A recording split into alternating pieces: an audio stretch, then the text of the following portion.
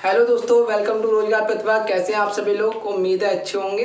जैसा कि हम अपने चैप्टर को फिर लाइट हम चैप्टर पढ़ रहे थे, उसी को फिर से कंटिन्यू करते हैं। अब हम बात करते हैं इसमें दृश्य प्रकाश की। किसकी? दृश्य प्रकाश, विजुअल लाइट। दृश्य प्रकाश, इसी को क्या बोलते हैं? विजुअल लाइट, जिससे हम देख सकते हैं। ठीक है, इसका कलर कैसा होता है? ये हमारा, मैंने आपको पहले ही बता चुका हूँ, ये क्या होता है? श्वेत रंग का होता है। कैसा? श्वेत रंग का। ठीक है, इसका कलर कैसा होता है? श्वेत रंग का कलर होता है। अगर मैं आपसे कहूँ जो दृश्य प्रकाश है, ये हमारे कितने कलर्स का मिश्रण है? ठीक है, तो ये जो दृश्य प्रकाश है, ये हमारे दृश्य प्रकाश है, ये हमारे 7 कलर्स का मिक्सचर है। किसका? 7 कलर। ये हमारे क्या है? 7 कलर्स का मिक्सचर होता है। किसका कलर मिक्सचर होता है? 7 कलर्स।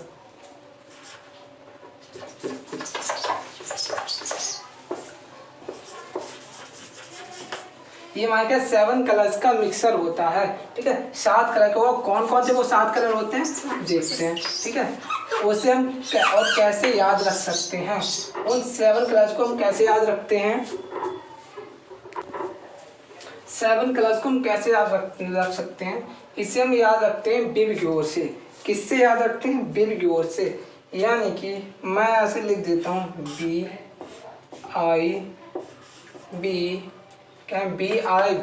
बिब। ठीक है, और ग्योर GYO। ठीक है, बिब ग्योर। एक बच्चा रह गया हमारे क्या? RZ। ठीक है, बिब ग्योर। ठीक है, ये हमारा क्या? बिब ग्योर। ठीक है, इससे हम याद रख सकते हैं B for violet, indigo, blue, green, yellow, orange और रेड। ठीक है, ये हमारे क्या? 7 कलर्स होते हैं। अगर मैं इन 7 कलर्स का मिक्सअप कर दूं तो मिक्सअप करने पे हमारा कौन सा लाइट बनती है? श्वेत प्रकाश। यानी कि अगर क्वेश्चन आपसे आ जाए कि श्वेत प्रकाश किन कलर्स का मिश्रण होता है, तो 7 कलर्स का मिश्रण होता है। किस किस का? वायलेट होता है यानी बैगनी, इंडिगो, जामुनी, ब्लू, नीला, ग्रीन, हरा, येलो, पीला, ऑरेंज, नारंगी और रेड यानी कि लाल। ठीक है, अब मैं बात करता हूँ कि इसमें मिनिमम वेवलेंथ किसकी होती है और मैक्सिमम वेवलेंथ किसकी होती है। अगर मैं बात करूँ रेड की, ठीक है, और वायलेट की, इन दोनों के देख लेते हैं। ये सारे हमारे बीच में आती हैं, इसलिए हमारी क्या होती है? Maximum wavelength, WLENGTH। बाकी मैं सारा कुछ अलग से डिस्कस करूंगा नेक्स्ट चैप्टर में। ठीक है, ये हमारी क्या? मैक्सिमम वेवलेंथ होती है। ये हमारी इसकी क्या होती है? Minimum wavelength.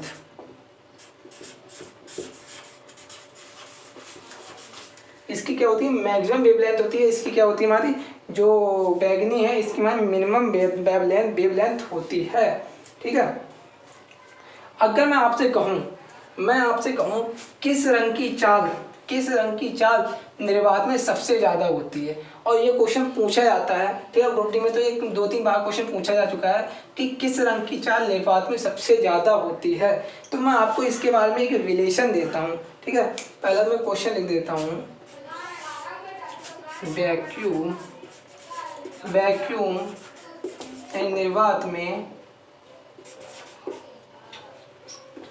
मैक्सिमम चाल, निर्वात में मैक्सिमम चाल और निर्वात में ही, यानी वैक्यूम में मैक्सिमम चाल और निर्वात में मिनिमम चाल कौन से रंग की होती है? ठीक है, वैक्यूम में मैक्सिमम चाल कौन से रंग की होती है और वैक्यूम में ही मिनिमम चाल कौन से रंग की होती है। ठीक है, तो मैं एक रिलेशन बताता हूँ आपके लिए। जैसा कि मैंने आपको बताया था, N = क्या होता है? C/B। किसी भी मीडियम में चाल निकालनी हो तो हम किससे निकालते हैं? N = C/B से, जहाँ C क्या होता है? स्पीड ऑफ लाइट होता है, यानी कि प्रकाश की चाल होती है। ठीक है, प्रकाश की चाल होती है। अगर मैं आपसे कहूँ कि ये B क्या होता है? B हमारे क्या होता है? मीडियम में प्रकाश की चाल। किसमें? किसी भी मीडियम में प्रकाश की चाल को हम क्या बोलते हैं? B बोलते हैं। और N क्या होता है? हमारा रिफ्रैक्टिव इंडेक्स, जिसे हम क्या बोलते हैं? अपवर्तनांक बोलते हैं। क्या बोलते हैं? अपवर्तनांक बोलते हैं। जहाँ अगर मैं कहूँ एक रिलेशन होता है b इक्वल टू हमारा क्या होता है, b इक्वल टू हमारा होता है F lambda. b equal to क्या होता है हमारा एफ लैम्डा, ठीक है। b इक्वल टू क्या होता है हमारा एफ लैम्डा होता है। अगर मैं यहाँ से देखता हूँ तो n इक्वल टू क्या हो जाएगा c, b की वैल्यू मैंने उठाया यहाँ पर रख दिया तो ये क्या हो जाएगा मेरा एफ लैम्डा। यानी कि यहाँ से मुझे क्या निकला, यहाँ से पता चला जो लैम्डा है ये हमारे क्या है, जो लैम्डा तरंगदैर्ध्य है वो हमारे क्या है इनवर्सली प्रोपोर्शनल है, यानी कि व्युत्क्रमानुपाती है। व्युत्क्रमानुपाती का मतलब क्या होता है, अगर मैं n की वैल्यू को बढ़ा दूँ, n की वैल्यू को मैंने इंक्रीज कर दिया, बढ़ा दिया, तो जो लैम्डा की वैल्यू होगी वो क्या हो जाएगी, घट जाएगी, ठीक है। या लैम्डा मेरा ज़्यादा है तो जो n की वैल्यू होगी वो क्या हो जाएगी, कम हो जाएगी, ठीक है। अगर मेरा n ज़्यादा है तो लैम्डा कम होगा, लैम्डा ज़्यादा है तो n कम होगा। ये हमारे क्या होते हैं, इनवर्सली प्रोपोर्शनल होते हैं। कैसे होते हैं ये हमारे इनवर्सली प्रोपोर्शनल होते हैं, ठीक है। ये आप रिलेशन समझ गए होंगे, ठीक है। n जैसी बढ़ेगा हमारा लैम्डा कम हो जाएगा, लैम्डा जैसी बढ़ेगा हमारा n कम हो जाएगा, ठीक है। और जहाँ ये लैम्डा क्या होता है हमारा तरंगदैर्ध्य, यानी कि प्रकाश की तरंगदैर्ध्य होती है। अब यहाँ से देखते हैं मैक्सिमम वेवलेंथ हमारी है किसकी, मैक्सिमम वेवलेंथ हमारी किसकी है, रेड की है, यानी रेड की तरंगदैर्ध्य हमारी क्या है, ज़्यादा है। जब रेड की तरंगदैर्ध्य हमारी ज़्यादा है यानी कि रेड है ये, इसकी जो लैम्डा है वो हमारा ज़्यादा है, ठीक है।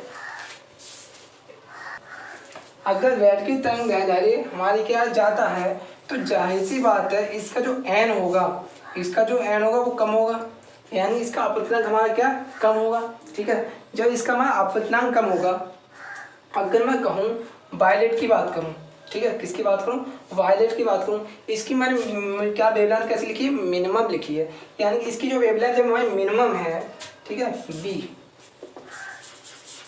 वायलेट की हमारी जो वेवलेंथ है वो हमारी क्या मिनिमम है, तो जाहिर सी बात है इनका जो n होगा इसका, यानी रिफ्रैक्टिव इंडेक्स हमारा ग्रेटर होगा, यानी कि हाई होगा, ठीक है, यानी कि ये हमारा क्या होगा, ज़्यादा होगा। तो इससे हमें क्या रिस्पॉन्स मिला, ठीक है। तो हम चलते हैं क्या निर्वात की तरफ। हमने क्या लिखा था, ओ सॉरी यहाँ मिस्टेक से लिख गया है, यहाँ पे हमें लिखना है मीडियम में, क्योंकि निर्वात में हमारी जो सारे कलर्स की जो चाल होती है वो सेम होती है। निर्वात में यहाँ पे क्या है, किसी मीडियम में, यहाँ क्या लिखना होगा, मीडियम में, क्योंकि जो निर्वात होता है ना, निर्वात में सभी कलर्स की जो चाल होती है, क्योंकि निर्वात में कोई भी पार्टिकल या किसी भी गैस की या किसी पार्टिकल कोई भी प्रेजेंस नहीं होती, कोई भी मीडियम नहीं होता है, ठीक है। जब हमारा निर्वात में कोई भी पार्टिकल या किसी गैस की किसी की भी प्रेजेंस नहीं है तो वहाँ पे सारे कलर्स की क्या होगी, चाल हमारी क्या होगी, समान होगी, क्योंकि इसका रिफ्रैक्टिव इंडेक्स जैसा कि मैंने आपको बताया थी n इक्वल टू कितना होता है निर्वात में, 1 होता है, और ये सभी के लिए 1 होगा, ये सभी के लिए 1 है तो जाहिर सी बात है कि उसकी चाल होगी क्या है, सभी की सेम ही होगी, ठीक है। अब बात करते हैं हम किसी मीडियम में। जब हम मीडियम में चलते हैं तो रिफ्रैक्टिव इंडेक्स किस मीडियम में क्या होता है हमारा, चेंज होता है। जहाँ हमारा रिफ्रैक्टिव इंडेक्स चेंज होगा तो वहाँ पे हमारा क्या होगा, उसकी जो स्पीड होगी, स्पीड पे इफेक्ट पड़ेगा, स्पीड हमारी कम होगी और ज़्यादा होगी, ठीक है। अब जब जो रेड है, रेड का जिसका रिफ्रैक्टिव इंडेक्स हमारा क्या होता है, कम होता है, तो क्या होता है किसी भी मीडियम में जो रेड कलर होता है, ठीक है, रेड कलर की जो वेवलेंथ होती है वो हमारी क्या होती है, ग्रेटर होती है, यानी कुछ ज़्यादा होती है, उसका रिफ्रैक्टिव इंडेक्स क्या होता है, कम होता है। तो जिसका रिफ्रैक्टिव इंडेक्स कम, ठीक है, उसकी क्या होती है, स्पीड जो होगी वो हमारी क्या होगी, ज़्यादा होगी। तो रेड कलर किसी भी मीडियम की मैं बात करूँ तो रेड कलर की हमारी क्या होती है, स्पीड क्या होगी, हाइयर होगी। रेड कलर की स्पीड जो होगी हमारी क्या होगी, हाइयर होगी। इससे मैं यहाँ पे लिख देता हूँ, रेड कलर की जो स्पीड होगी वो हमारी क्या होगी, हाइयर होगी। ये आपको साइड में दिखता नहीं होगा, मैं इसे थोड़ा इस साइड में लिख देता हूँ। रेड कलर की जो स्पीड है, स्पीड वो हमारी क्या होगी, ग्रेटर होगी, यानी हाइयर होगी। और ये सेकंड जो दे रखा है मिनिमम वाला, वो इस साइड में लिख देता हूँ, ठीक है, कि मीडियम में मिनिमम चाल, तो मीडियम में जो मिनिमम चाल होती है वो किसकी होती है, जिसका रिफ्रैक्टिव इंडेक्स ज़्यादा होगा, ठीक है। एन जिसका ज़्यादा, देखो एन ग्रेटर तो बी हमारा क्या होगा, कम होगा, एन ज़्यादा होगा तो बी हमारा क्या हो जाएगा, कम हो जाएगा, ठीक है। अगर मेरा बी ज़्यादा होगा तो मेरा क्या होगा, एन कम हो जाएगा, ठीक है। अगर मेरा बी ज़्यादा होगा तो एन कम हो जाएगा। अब मेरा यहाँ पर जो एन है, जो मैक्सिमम है, रेड वाले केस में मेरा एन क्या है, कम है, क्योंकि इसकी वेवलेंथ ज़्यादा है। वेवलेंथ ज़्यादा है तो इस रिलेशन से हमारा एन कम हो गया। जब एन कम हो रहा है तो जाहिर सी बात है उसकी क्या होगी, चाल क्या हो जाएगी, ज़्यादा हो जाएगी। अब जिसका एन कम होगा, जिसका एन ज़्यादा होगा उसकी चाल क्या हो जाएगी, कम हो जाएगी। और जो हमारा एन कम होता है वो किसका होता है, एन कम किसका होता है, हमारा एन कम होता है रेड का, और एन ग्रेटर किसका होता है, यानी ज़्यादा किसका होता है, एन ज़्यादा होता है हमारा वायलेट का। तो जो वायलेट है, वायलेट कलर है, वायलेट कलर की जो इसकी क्या चाल होगी वो हमारी क्या हो जाती है, कम हो जाती है। ठीक है, वायलेट कलर की किसी भी मीडियम में वायलेट कलर की चाल जो उसकी चाल होगी वो हमारी कम होगी, और मैक्सिमम की चाल किसकी होगी, रेड कलर की। रेड कलर की चाल हमारी किसी भी मीडियम में ज़्यादा होगी। अब एक इम्पॉर्टेंट क्वेश्चन पूछा जाता है, क्या पूछा जाता है कि जो अपवर्तनांक है, अपवर्तनांक है, ये अपवर्तनांक निर्भर करता है, निर्भर करता है। अपवर्तनांक किस पर निर्भर करता है, ठीक है, तो मैं आपको बताता हूँ कि जो अपवर्तनांक होता है ये हमारा माध्यम पर, ठीक है, किस पर, अपवर्तनांक हमारा माध्यम पर, ठीक है, कलर पर और टेम्परेचर पर, ठीक है, कलर पर, कलर और टेम्परेचर, ठीक है, तीनों चीज़ों पर डिपेंड करता है। ठीक है, माध्यम, कलर और टेम्परेचर पर, तीनों चीज़ों पर डिपेंड करता है, माध्यम पर भी, कलर पे भी और टेम्परेचर पर भी। ठीक है, निर्भर करता है। ठीक है, अपवर्तनांक किस पर निर्भर करेगा, माध्यम पे, कलर पर और टेम्परेचर पर। ठीक है, अब हम चलते हैं आगे।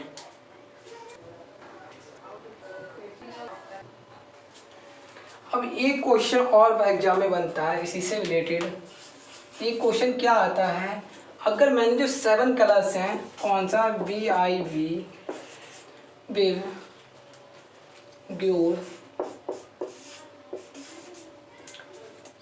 ये जो मेरे 7 कलर्स हैं विव ग्योर, ठीक है, अगर मैं इन विव ग्योर को 7 कलर्स को, ये मेरे 7 कलर्स रखे हुए हैं, ठीक है, मैंने ये 7 कलर्स रख दिए। अगर मैं इस पर एक कांच की प्लेट रख देता हूँ, क्या रख देता हूँ, कांच की प्लेट रख देता हूँ। कांच की प्लेट रखने पर इसमें जो कौन सा है वो ऊपर दिखाई देगा, और कुछ कौन सा है जो हमें नीचे दिखाई देगा। ठीक है, कुछ हमारा थोड़ा ऊपर उठा हुआ दिखाई देगा और कुछ हमारा नीचे थोड़ा गहरा दिखाई देता है। ठीक है, तो हमें ये देखना है कि इसमें हमारा कौन सा ऐसा कलर है जो हमारा ऊपर उठा हुआ दिखाई देता है, और कुछ हमारा कोई एक कलर में से क्या होगा, नीचे गहरा दिखता है। ठीक है, तो हमें ये देखना है। अब मैंने 7 क्लास को रख दिया है, रखने के बाद अगर मैं इसके ऊपर एक पूरी प्लेट रख दूँ, प्लेट रख दूँ, मैंने ये लिख रखा है, एक्चुअल में क्या है, यहाँ पे 7 कलर्स को रखना है। 7 कलर्स को जब हम रखते हैं, ये मैंने कोई प्लेट रख दी, अब मैं इसमें देखना है कौन सा कलर ऊपर दिखाई देगा, कौन सा में नीचे दिखाई देगा। ठीक है, ज़्यादातर हमारे जो दोस्त क्या कहते हैं, बस याद कर लिया उन्हें, वायलेट, ये रेड है, ये हमारा ऊपर दिखेगा, ये हमारा नीचे दिखेगा। ठीक है, अब क्वेश्चंस में अगर आपको बीच में से कुछ अगर ऑप्शन उठा के देते हैं तो वहाँ पर बंदे फंस जाते हैं, हमारे जो दोस्त हैं वहाँ पर फंस जाते हैं कि हमें कौन सा आंसर टिक करना है। ठीक है, अब हम बताते हैं इसका आंसर हमें कैसे निकालना है। जैसा कि मैंने आपको बताया था कि D' इक्वल टू क्या होता है, D/n। ठीक, D' इक्वल टू क्या होता है, D/n। ठीक है, ये हमारा D' इक्वल टू D/n। अगर मैं क्या कहूँ, मैं कहूँ कि मैंने इसका अपवर्तनांक बढ़ा दिया, इसका अपवर्तनांक बढ़ा दिया, ये मेरा इनवर्सली प्रोपोर्शनल है। ठीक है, यानी वियुक्त के अनुपाती है, तो इसकी वैल्यू आभासी गहराई की हो जाएगी, बढ़ जाएगी। ठीक है, इस रिलेशन को बस इतना याद रखना है कि अगर मैं n को क्या कर देता हूँ, कम कर देता हूँ, तो जो d होगा वो हमारा बढ़ जाएगा। अगर मैं d को बढ़ा देता हूँ, d को बढ़ा देता हूँ, वो d को मैंने कम कर देता हूँ, तो n क्या हो जाएगा, बढ़ जाएगा। ठीक है, d को हम क्या कर देते हैं, कम कर देते हैं, तो n हमारा बढ़ जाता है। तो मैं बात करूँ आगे रेड कलर की, रेड कलर की और वायलेट कलर की। जो रेड कलर होता है, जो रेड कलर होता है, जो रेड कलर का जो एन होता है, ठीक है, रेड कलर का जो एन होता है वो हमारा क्या होता है, कम होता है। ठीक है, यानी अपवर्तनांक रेड कलर का कम होता है। वायलेट कलर होता है उसका अपवर्तनांक क्या होता है, हमारा ज़्यादा होता है। ये मैंने अभी आपको कुछ देर पहले बताया था। ठीक है, कि जो रेड कलर होता है उसका जो एन होता है वो हमारा कम होता है, और वायलेट कलर का क्या होता है, हमारा ज़्यादा होता है। जब रेड का अपनांक कम, ठीक है, तो इसकी जो आभासी गहराई होगी वो हमें कैसे दिखाई देगी, ज़्यादा दिखाई देगी। तो ये हमें, और जिसका अपनांक ज़्यादा उसकी आभासी गहराई कैसी दिखाई देगी, कम दिखाई देगी, इस रिलेशन से। ठीक है, तो ये हमें कैसे दिखाई देगी, plate B I B G Y O R, ये प्लेट हमें किस टाइप से दिखाई देगी, इस टाइप से दिखाई देगी। यानी कि बी हमें क्या दिखाई देगा, ऊपर दिखाई देगा, और आर जो होता है वो हमें क्या सबसे नीचे दिखाई देता है। ठीक है, तो हमारे जो दोस्त होते हैं बस उन्होंने बुक में क्या देख लेते हैं, ऑप्शन देख लिया कि बी हमें ऊपर दिखाई देता है, तो उन्होंने देख लिया ये ऊपर दिखाई देता है, ऊपर, और ये हमें नीचे दिखाई देता है। ठीक है, लेकिन अगर बीच में से क्वेश्चंस पूछ ले जाते हैं तो थोड़ी दिक्कत होती है। ठीक है, तो आपको अब ध्यान रहेगा इससे कि B I B G Y O R, यानी कि ये नीचे, फिर उससे ऊपर, फिर उससे ऊपर, फिर उससे ऊपर, फिर उससे ऊपर, फिर उससे ऊपर, और सबसे ऊपर कौन सा होता है हमारा, बी होता है, यानी वॉयलेट होता है, यानी बैगनी होता है। ठीक है, अब ये तो हमारे कुछ इंपॉर्टेंट चीज़ें थी ही थी। अब जो हमारा बहुत ही ज़्यादा मोस्ट इम्पॉर्टेंट चैप्टर जो हमारे चीज़ें हैं वो हमारा क्या है, अपवर्तनांक जो वो हमारा अपवर्तन होता है। अपवर्तन के कुछ हमारे जो एग्जाम्पल होते हैं, अपवर्तन के जो हमारे एग्जाम्पल होते हैं बहुत ही ज़्यादा इंपॉर्टेंट होते हैं। इन जितना, अगर ये 30% इंपॉर्टेंट है तो 70% जो हमारे पूछे जाते हैं। ठीक है, और 70% जो हमारे इंपॉर्टेंट है वो हमारे क्या होते हैं, एग्जाम होते हैं, और 70% हमारे क्या एग्जाम ही पूछे जाते हैं। ठीक है, क्या पूछे जाते हैं, एग्जाम्पल, सॉरी एग्जाम्पल ही पूछे जाते हैं। अब यहाँ पे हम डालते हैं, बहुत ही ज़्यादा इम्पोर्टेंट हैं एग्जाम्पल, इसके बहुत ही ज़्यादा इम्पोर्टेंट है क्या, example, example of refraction, refraction के एग्जाम्पल। ठीक है, रिफ्रैक्शन के उदाहरण। ठीक है, यानी अपवर्तन के उदाहरण। ठीक है, अगर मैं बात कर रहा हूँ पहला इसमें एग्जाम्पल कौन सा होता है, पहला बहुत ज़्यादा इंपॉर्टेंट है और बहुत ही ज़्यादा पूछा जाता है, क्या, तारों का टिमटिमाना, तारों का टिमटिमाना, तारों का जो टिमटिमाना होता है, यानी तारों का टिमटिमाना होता है, ये हमारा क्या होता है, पहला एग्जाम्पल होता है रिफ्रैक्शन का, और ये बहुत ज़्यादा मोस्ट इम्पॉर्टेंट एग्जाम्पल है। ठीक है, बहुत ही ज़्यादा ये पूछा जाता है। ठीक है, सूर्य, तब दूसरा एग्जाम्पल हमारा क्या होता है, दूसरा एग्जाम्पल होता है सूर्य का उसके वास्तविक समय से पहले उगना या छिपने के बाद दिखाई देना।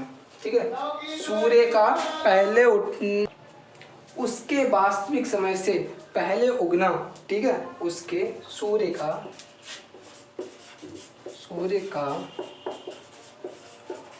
उसके वास्तविक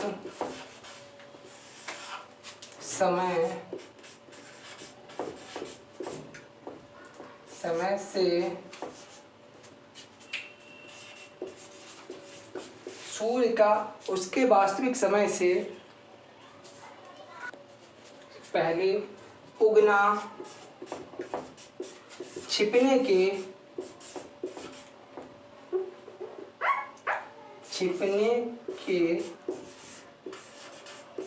बाद तक दिखाई देना, बाद तक दिखाई देना।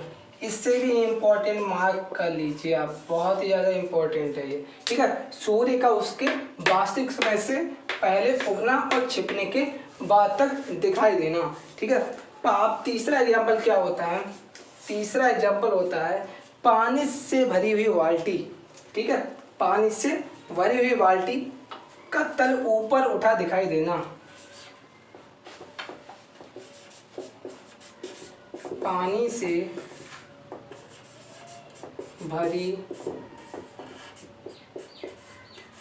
बाल्टी का तल ऊंचा या ऊपर उठा दिखना,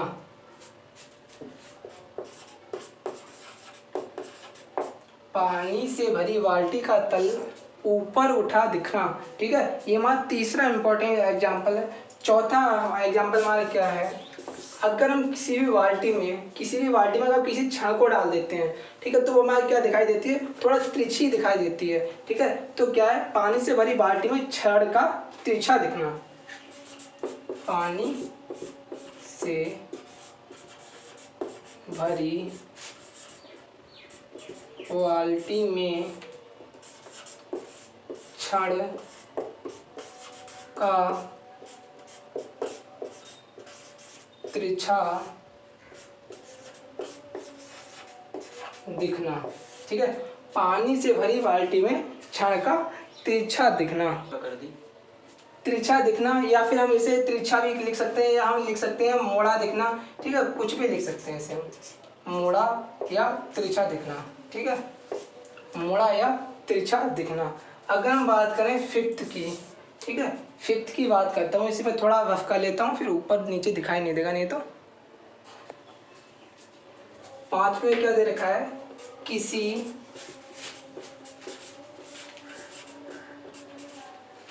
पानी से भरी बाल्टी है, कोई भी किसी भी पानी से भरी बाल्टी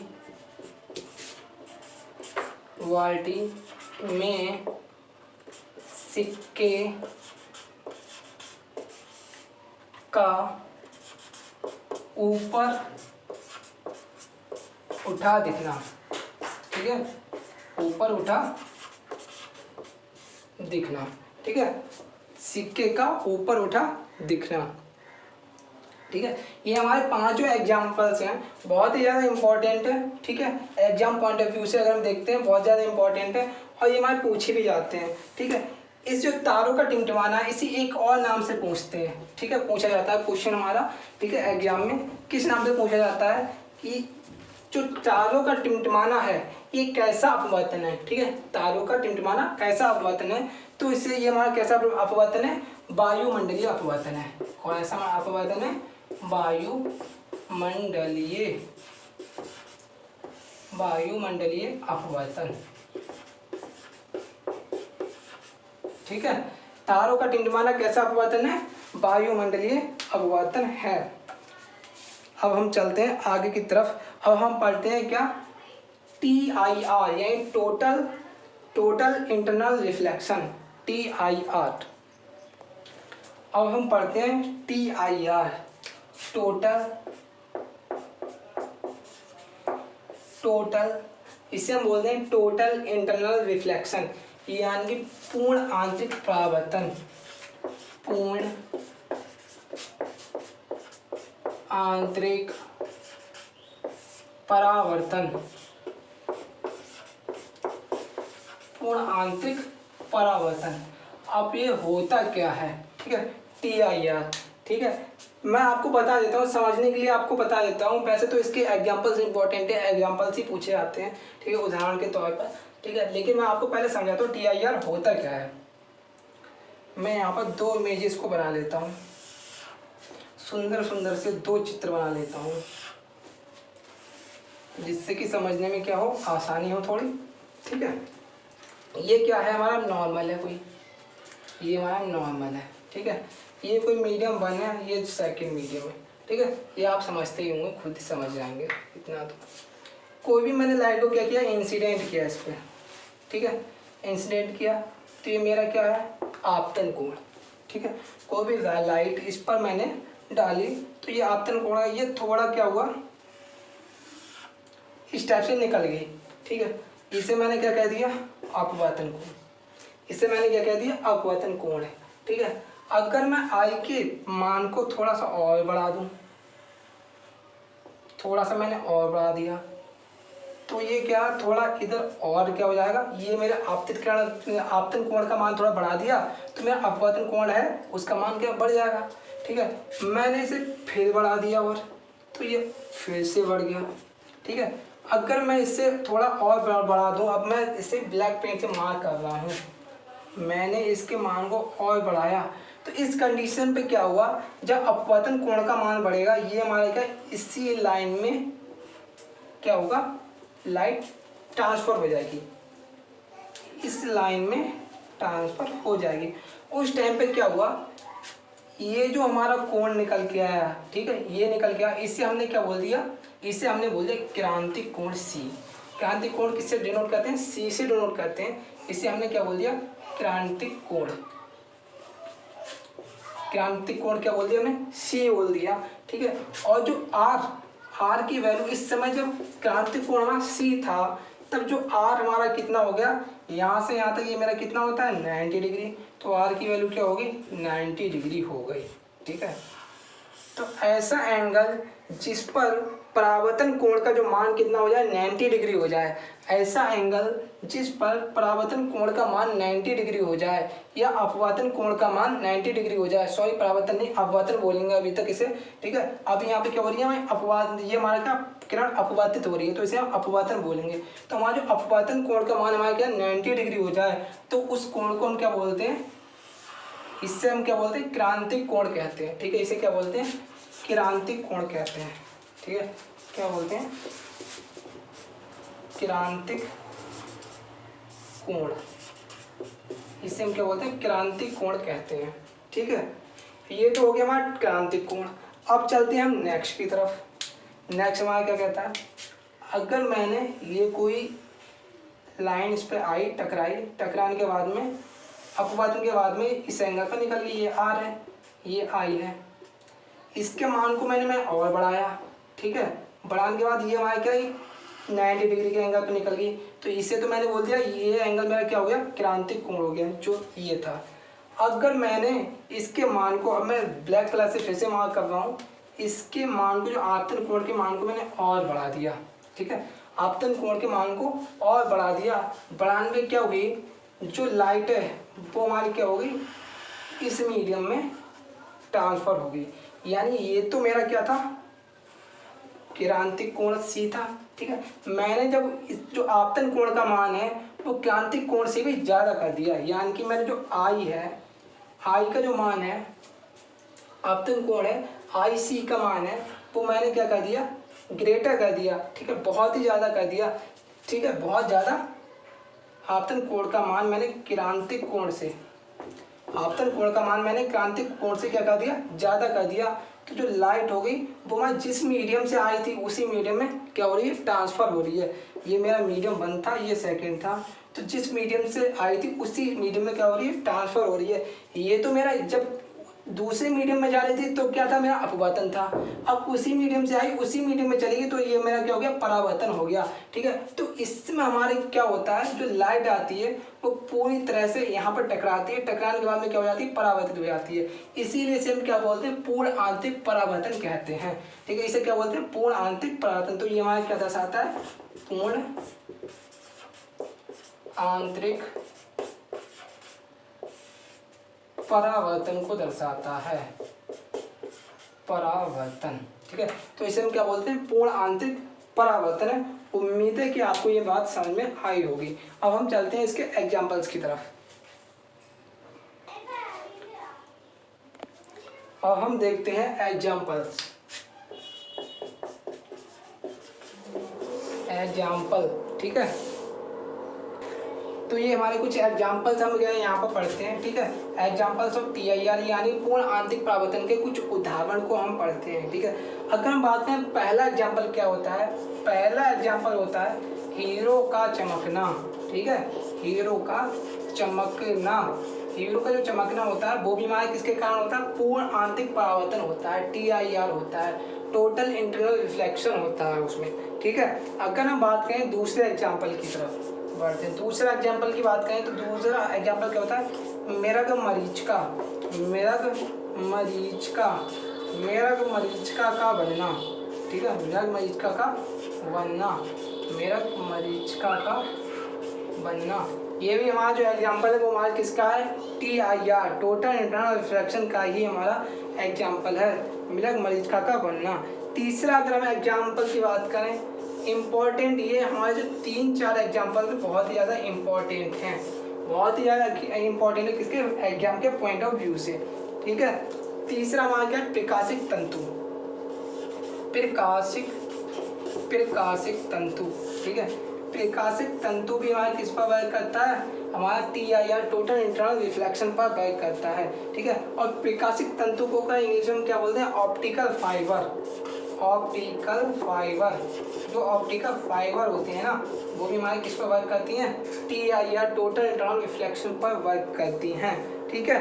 इसके अगर हम बात करें कि जो ऑप्टिकल फाइबर है, इसके हमारे जन्मदाता कौन है, पूछ लिया जाता है, ठीक है। एक दो बार ये क्वेश्चन बन चुका है, ठीक है। तो आप उसको भी नोट डाउन कर लीजिएगा कि इसके हमारे क्या जनक कौन है ऑप्टिकल फाइबर के। तो इसके जो हमारे जनक हैं वो हैं हमारे नरेंद्र कपानी। कौन है जनक हमारे, क्या है इसके जनक, नरेंद्र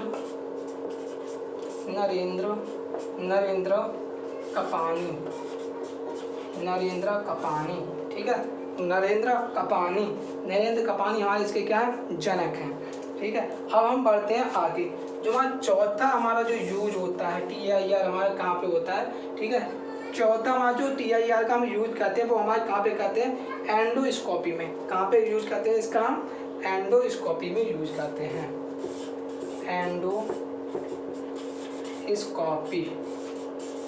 एंडोस्कोपी में इसका यूज किया जाता है, ठीक है। एंडोस्कोपी में इसका यूज किया जाता है।